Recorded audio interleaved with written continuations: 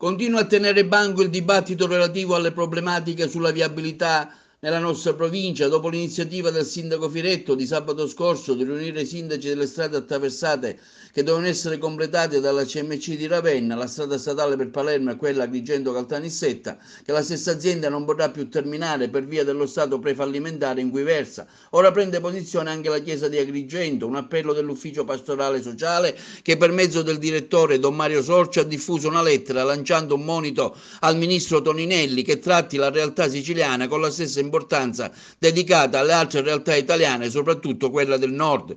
Si chiede da più parti, non solo i sindaci ma diverse forze sociali, di poter ricevere delle risposte concrete perché il completamento dei due cantieri è di fondamentale importanza per il territorio, per il suo sviluppo, per l'economia di una terra già martoriata. Si rivolge al ministro Toninelli l'appello di completare urgentemente tali opere. Sulla vicenda della CMC interviene anche il deputato regionale di 5 Stelle di Caro, che in un video spiega la questione CMC e di come potersene uscire. È un appello all'ANAS per trovare la giusta soluzione, perché la Sicilia non può permettersi l'ennesima incompiuta. Ma perché l'Agrigento-Caltanissetta non è ancora stata completata?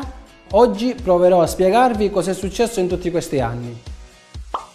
La Agrigento-Caltanissetta, così come l'Agrigento-Palermo, fu affidata nel 2013 a una ditta che si chiama CMC, che si aggiudicò i lavori applicando un ribasso percentuale del 39%.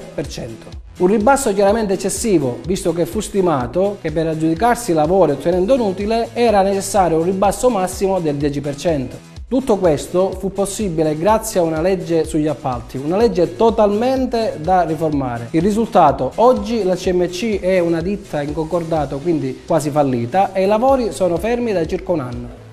Praticamente una nuova Salerno-Reggio Calabria sul suolo siciliano. Ma facciamo un passo indietro. All'epoca ANAS assegnò i lavori a un consorzio di imprese chiamato Empedocle 2. Di Empedocle 2 fa parte anche CMC. Oggi la CMC ha 50 milioni di euro di debiti verso i fornitori e gli operai. Inoltre i lavori di finitura del secondo lotto sono totalmente incompleti. Per completare i lavori le somme a disposizione sono circa 120 milioni di euro, ma il costo per ultimare l'opera ammonta a circa 200 milioni di euro, senza contare i 50 milioni di euro di debiti. Ma quale potrebbe essere la soluzione per non avere l'ennesima incompiuta in Sicilia?